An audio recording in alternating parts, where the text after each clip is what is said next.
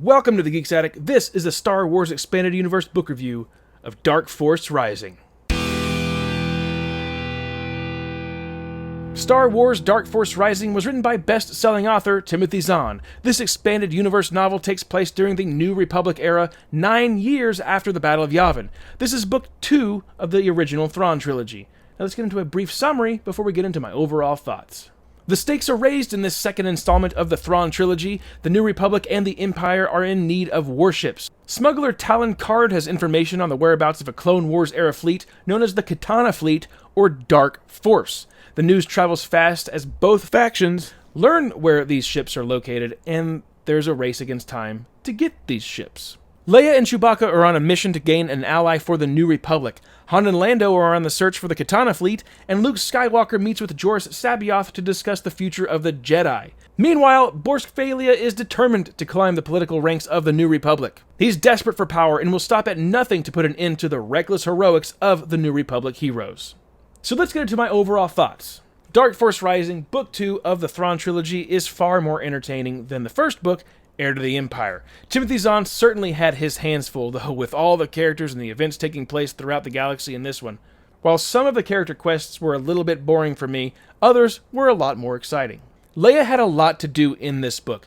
Sadly, I wasn't really entertained with her storyline. She's just trying to wake up this alien race that basically worshipped Darth Vader and the Empire.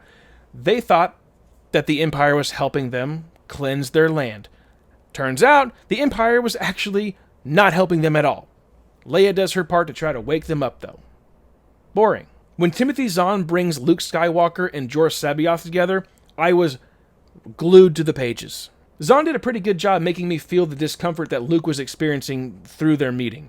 Luke doesn't really trust Joruus C'baoth. He makes him feel very uncomfortable, and he just doesn't really know if Joruus is in his right mind. There's one big error that I found in the writing that I can't get over it. It's driving me crazy, even now when I'm talking about it.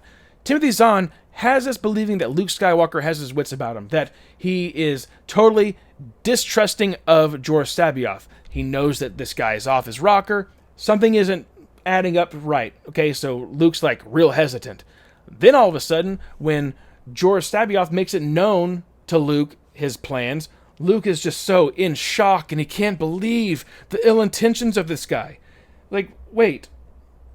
Luke didn't trust the guy to begin with, and now all of a sudden he's like in shock that the guy is a bad guy? Overall, Timothy Zahn did a really good job balancing out all the mini plot points, tying things together, putting in some really cool surprises, unexpected things.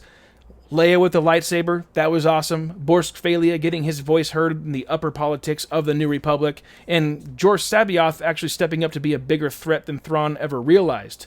That was cool, because, Thrawn, I had some issues with him in the previous book, thought he was cool at one time. Upon the revisit of Heir to the Empire, I thought, no. He's so calm and collected, he loves art, he's a cultural, war, tactical kind of guy, if that makes any sense. But, with this reread of this book, this is actually the second time that I read it, Thrawn still appeared to be very annoying to me. But yeah, this book kind of solidified my distaste for Thrawn. But Joruus C'baoth, Borskfalia, far more interesting than Thrawn. Do I recommend that you read Star Wars Dark Force Rising? Well, if you read Heir to the Empire, then yes, you should. You should read that one first before you read this one. For the rating, I am going to give Book 2 in the Thrawn Trilogy a B+. And that'll do it for this review. Leave your comments down below to tell me what you thought about this book. Check me out at thegeeksaddict.com and across all social media at The Geeks Attic. Have a good one.